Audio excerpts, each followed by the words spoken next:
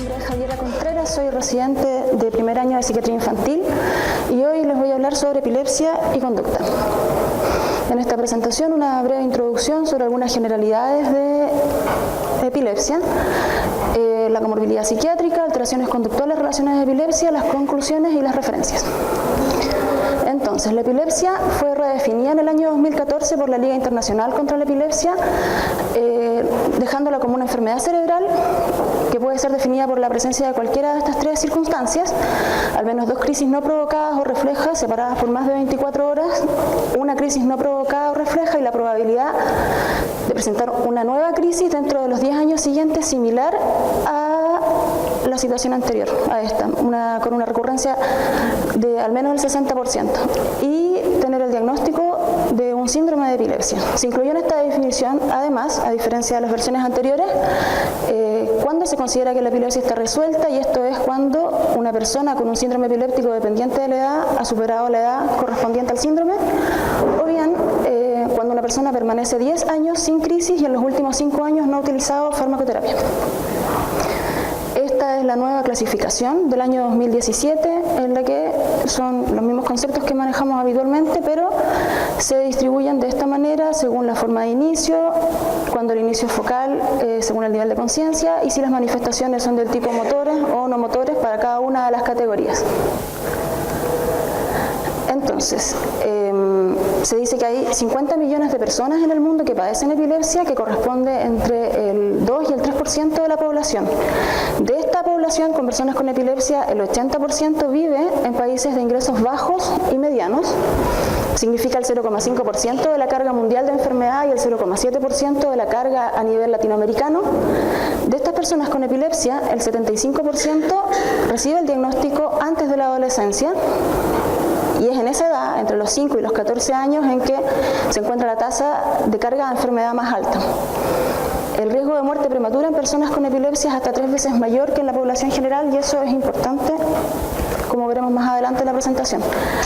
Estas son algunas consideraciones de nuestra guía nacional, que por cierto tiene definiciones distintas de diagnóstico y clasificaciones distintas porque está hecho con las versiones anteriores del 2010. Pero me pareció importante destacar que el diagnóstico de la epilepsia es esencialmente clínico, que se realiza en base a una historia clínica y un adecuado examen físico, que el electroencefalograma por sí solo no establece el diagnóstico, si bien cuando está alterado y hay sospecha lo apoya, no descarta el diagnóstico cuando está negativo y la sospecha clínica es alta. El diagnóstico en niños se sugiere que sea realizado por un neurólogo infantil o bien por un pediatra con suficiente entrenamiento, y esto, que no es menor, es que la tasa de error en el diagnóstico es bastante alta y corresponde al 25% de los casos, o sea, es un diagnóstico difícil de realizar. En relación a la comorbilidad psiquiátrica, está descrito que la epilepsia representa un mayor riesgo para desarrollar trastornos emocionales, trastornos de la conducta, problemas cognitivos y problemas perceptuales. Los diagnósticos más frecuentemente asociados son la depresión, los trastornos ansiosos, las alteraciones cognitivas, la psicosis y el trastorno por déficit de atención e hiperactividad. La comorbilidad psiquiátrica, además de ser más frecuente, tiene una relación bien establecida en relación a un pobre funcionamiento y un deterioro en la calidad de vida. Incluso hay estudios que hablan que personas en la vida adulta que recibieron el diagnóstico en la infancia y que se encuentran con una epilepsia resuelta tienen peores resultados en torno a resultados académicos, laborales y sociales. La comorbilidad psiquiátrica además puede estar en relación al tratamiento antiepiléptico como consecuencia del uso de fármacos o de la cirugía. En esta tabla se compara a un grupo de pacientes epilépticos jóvenes con la población general en relación a los 4 diagnósticos frecuentemente asociados de la esfera psiquiátrica, y es posible notar que las prevalencias son bastante más altas que en la población general. Por ejemplo, la depresión con una prevalencia del 11 al 60% versus de un 12 a un 15 en la población general, o la ansiedad de un 19 a un 45 versus 2,5 a 6,5 de la población general. O sea, la diferencia es bastante alta. ¿Por qué se produce esto? Aquí hay algunas posibles explicaciones que podrían como abordarse más adelante. Una posibilidad es que los trastornos psiquiátricos comórbidos sean el resultado de los problemas psicosociales asociados a la epilepsia, por ejemplo, al estigma o a la discapacidad que produce la enfermedad. Pero también pudiera ser que las crisis epilépticas incrementan la vulnerabilidad vulnerabilidad para padecer trastornos psiquiátricos, o bien que los trastornos psiquiátricos aumentan la vulnerabilidad para padecer epilepsia, o esta última opción, que tanto la epilepsia como los trastornos psiquiátricos están causados por determinadas anomalías en el cerebro, o sea que tendrían un origen fisiopatológico tal vez común. En esta publicación se hace un estudio de corte transversal a partir de la base de datos de investigación de la práctica general del Reino Unido con el objetivo de describir la epidemiología de las condiciones somáticas y psiquiátricas en adultos con epilepsia de la comunidad. Y lo que se concluye es que todas las condiciones que son comunes a la población general también son comunes en la población de personas adultas con epilepsia. Sin embargo, los trastornos psiquiátricos ocurren mucho más a menudo y el riesgo de los trastornos somáticos están en su gran mayoría todos aumentados. De este estudio, la prevalencia general de epilepsia fue de 5,6 por 1000 y aquí se describe cómo se realizó. Se dividió en dos grupos a la población, un grupo de pacientes de 16 a 64 años y un grupo de personas mayores de 64 años. Ahí está la distribución por sexo, que es bastante parecida. ¿Qué se encontró? Que en estas personas con epilepsia la depresión fue un 18%, la neurosis, que es la nomenclatura que usa el estudio, un 15%, dentro de esto destaca la ansiedad con un 11% y la psicosis un 9%, que es más que lo que se presenta en la población general. Tanto la psicosis como la dependencia al alcohol y la esquizofrenia tuvieron una prevalencia 4 a 6 veces mayores que en el grupo control. Y todos los diagnósticos psiquiátricos, a excepción del trastorno obsesivo compulsivo y la histeria, en el grupo mayor, es decir, este grupo de mayores de 64 años, fueron significativamente más prevalentes que en el grupo control. Y entonces, en esta muestra, en el 41% de las personas con epilepsia, se realizó algún diagnóstico psiquiátrico durante el periodo de estudio. En esta otra publicación del año 2012, se estudia con la misma base de datos del Reino Unido a un grupo de 3.700 personas entre 10 y 60 años, que se compara con un grupo control de 14.000. Con estos diagnósticos se intenta relacionar si los trastornos psiquiátricos asociados al suicidio, en este caso consideran la depresión, la ansiedad y la psicosis como esos diagnósticos, si son más comunes en la población con epilepsia que en la población sin epilepsia antes y después del diagnóstico de epilepsia. Entonces se hace un estudio de cohorte de carácter longitudinal y se estudian estas tres condiciones 3 años previos a la realización del diagnóstico de epilepsia y 3 años posteriores, y lo que se concluye de esto es que tanto la incidencia de psicosis, depresión y ansiedad aumenta significativamente durante todos los años, o sea, los 3 años de estudio, antes del diagnóstico de epilepsia y después del diagnóstico. Lo mismo ocurre para el suicidio, que se ve un aumento en los 3 años previos y 1 año posterior al diagnóstico de epilepsia. ¿Qué proponen los autores? Que esto estas relaciones sugieren mecanismos patofisiológicos subyacentes comunes que disminuyen el umbral de las convulsiones y aumentan el riesgo de trastorno psiquiátrico de suicidio. Antes de este estudio, en general, se asumía que las comorbilidades psiquiátricas eran producto de las complicaciones psicosociales o del funcionamiento que producía la epilepsia. Y habían salido a la luz algunos estudios que relacionaban depresión y bipolaridad con aumento de sufrir epilepsia, pero no se había descrito esta relación temporal tan clara con el aumento del riesgo de suicidio y las patologías asociadas. En relación al suicidio, esta información es de nuestra guía nacional. Se establece que de los suicidios cometidos en personas con epilepsia, entre el 81 y el 100% se produce en personas que además tienen un trastorno psiquiátrico. Lo más común es la depresión. Los fármacos antiepilépticos se usan frecuentemente como método para cometer suicidio, y el factor que más se relaciona o que más aumenta el riesgo de cometer suicidio es el diagnóstico a edad temprana, sobre todo cuando se realiza durante la adolescencia. Entonces, ¿qué ocurre con la infancia y la adolescencia? Este estudio del año 70 es el pionero en relacionar la comorbilidad y se establecen estos valores: 28,6% de trastornos psiquiátricos en niños con epilepsia no complicada y un 58,3% en niños con epilepsia complicada. De ahí en adelante se han ido replicando varios estudios y los resultados son bastante similares. Esta es una revisión sistemática que incluye estudios entre el año 80 y 2011 y da valores similares: 30% en epilepsia no complicada, 50% en epilepsia complicada. metaanálisis, que incluye niños de 0 a 18 años, da cifras similares, un poquito más altas, pero similares. En relación a las patologías, este estudio está hecho con la base de datos de Noruega, estudia toda la población con criterios diagnósticos del CIE-10, está publicado en el año 2018 en Pediatrics. Con un N de 1 millón y un poquito más, se calculan 6.600 personas con epilepsia, con ese porcentaje. De todos estos niños con epilepsia, el 80% tuvo uno o más diagnósticos comórbidos. Esta comorbilidad es general y ellos la separan en 3 grupos: trastornos médicos, trastornos neurológicos y trastornos del desarrollo o trastornos psiquiátricos. Aquí el 43% de los niños tuvo comorbilidad psiquiátrica. Y los niños con epilepsia complicada tuvieron además más altos niveles de comorbilidad en todas las áreas estudiadas. En este gráfico se observan los diagnósticos psiquiátricos frecuentes de la infancia y la adolescencia. En el eje de las Y, los niños viviendo con epilepsia y algún trastorno asociado, y acá le da el término del seguimiento. En la línea azul, el TDA, se nota como hay un aumento llegando a un 18% de comorbilidad a los 14 años y medio más o menos.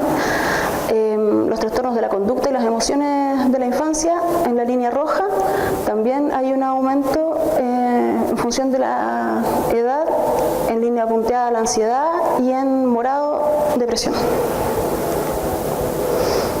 De este metaanálisis, en realidad, si bien los resultados eran similares a lo anterior, ellos hacen una comparación de los niños con epilepsia y sus hermanos. Y me pareció importante destacar lo que ellos concluyen, que es que los niños con epilepsia sí exhiben más psicopatología que sus hermanos sin epilepsia, pero los mismos hermanos de estos niños, estando sin epilepsia, tienen más riesgo que los niños de la población general.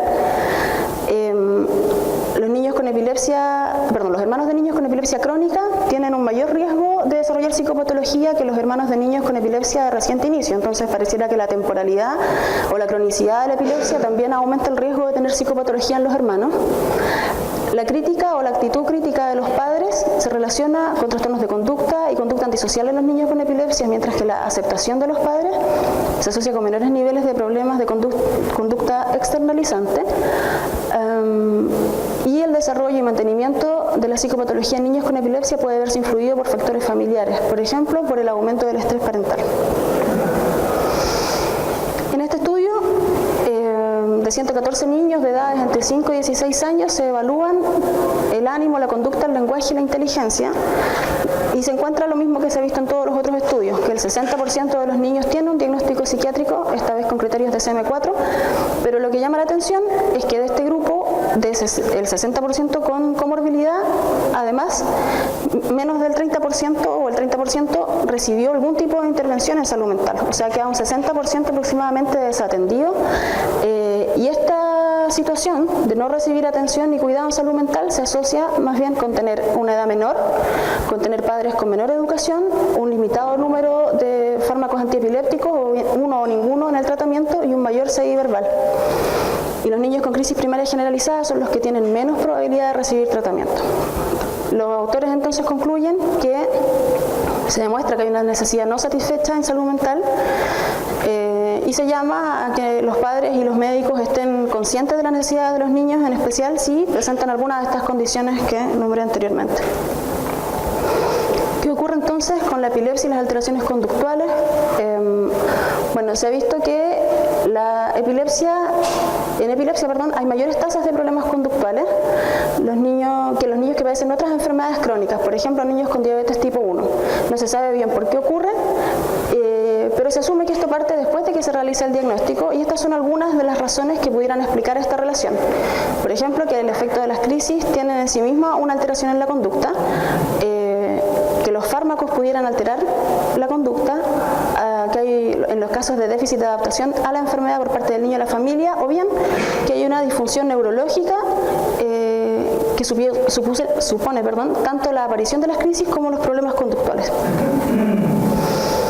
La La incidencia y la prevalencia de la agresión en pacientes con epilepsia está aumentado, pero se desconoce. Ocurre más frecuencia en niños con discapacidad del desarrollo y en pacientes con patología estructural del lóbulo frontal o temporal. Los factores socioeconómicos que predisponen a un comportamiento agresivo serían vivir en un entorno lleno de gente, en un hogar inestable o disruptivo y la accesibilidad a las armas. Y los fármacos antiepilépticos también cumplen un rol dentro del trastorno agresivo, particularmente como un efecto secundario de algunos medicamentos como el fenobarbital o como parte de la psicosis asociada al control completo de las crisis, que es este concepto de normalización forzada del electroencefalograma. Estos son algunos de los fármacos que se usan más frecuentemente para el control de la epilepsia. Todos tienen algún tipo, o la gran mayoría tiene algún tipo de efecto psicotrópico. Dentro de los efectos negativos, por ejemplo, los barbitúricos se describe la agresión, TDA, en las benzodiazepinas la desinhibición, la vigabatrina también agresión, TDA, o sea, hay un efecto en la conducta que pudiera estar mediado por los mismos fármacos antiepilépticos. Y al relacionar la conducta agresiva en torno a la crisis epiléptica, esta puede ser predictal como parte del pródromo de una crisis que pudiera presentarse minutos, horas o incluso días antes de la crisis, y se define de esta manera: es un conjunto temporal predecible de síntomas que también pueden incluir trastornos del estado del ánimo, ansiedad o disfunción cognitiva. La agresión ictal, que se describe como algo muy raro y más bien anecdótico, y hay escasos reportes de esta situación, en el que se destaca que la agresión no sería dirigida, sino que sería parte de la crisis. En la agresión posictal, que tiene más que ver con el manejo ambiental de un paciente que está confundido o está delirante y que podría evitarse, según los autores, manejando de manera distinta a estos pacientes, pero que también puede ser la agresión posictal parte de una psicosis posictal. Y en este caso se acompaña de otros síntomas típicos como la paranoia, alucinaciones, delirio, alteraciones de la conciencia y miedo. En tales casos, la agresión puede ser dirigida hacia el mismo paciente o bien hacia otras personas. Y en relación a la agresión interictal, esto es en el periodo libre de crisis, pareciera ser que la agresividad tiene más bien que ver con características de la personalidad o trastornos propios del niño, y que en este caso es el contexto familiar y la exposición a la violencia lo que más influye en la manifestación de la agresividad. ¿Qué se propone para el tratamiento? Que este sea igual que en los niños que no padecen epilepsia. Se hace énfasis en la psicoeducación, en entrenamiento a los padres para el manejo. Se propone la terapia cognitivo-conductual para el paciente y la farmacoterapia, al igual que los niños sin epilepsia. Sin embargo, hay que tener en consideración que varios de los fármacos que se utilizan habitualmente para el manejo de la agresividad o de las conductas externalizantes pueden disminuir el umbral convulsivante y promover la aparición de crisis, ¿ya? Se destaca entonces que la historia detallada es la piedra angular para evaluar la comorbilidad psiquiátrica. Las decisiones del tratamiento son guiadas por la comprensión de la patogénesis y aunque faltan ensayos clínicos controlados, la evidencia empírica sugiere que en algunos casos el tratamiento farmacológico con antiepilépticos o antipsicóticos con propiedades antiagresivas puede ayudar. Las conclusiones entonces: la epilepsia es una enfermedad neurológica de diversa etiología y múltiples formas de presentación. Su diagnóstico es clínico y debe ser realizado por un neurólogo. La comorbilidad psiquiátrica en epilepsia es alta e implica un peor funcionamiento y una peor calidad de vida. La patología psiquiátrica de las personas con epilepsia suele ser subdiagnosticada y quedar desatendida por los sistemas de salud. Es necesario trabajar en conjunto neurólogos con psiquiatras. Existe una asociación bidireccional entre epilepsia y trastornos psiquiátricos que sugieren mecanismos fisiopatológicos comunes en la etiología. Los problemas conductuales son más frecuentes en epilepsia, especialmente en niños, niñas y adolescentes. Hay factores psicosociales que participan, pero no hay claridad sobre la etiología. Y los problemas conductuales deben ser tratados al igual que en niños sin epilepsia. Estas son las referencias. Muchas gracias.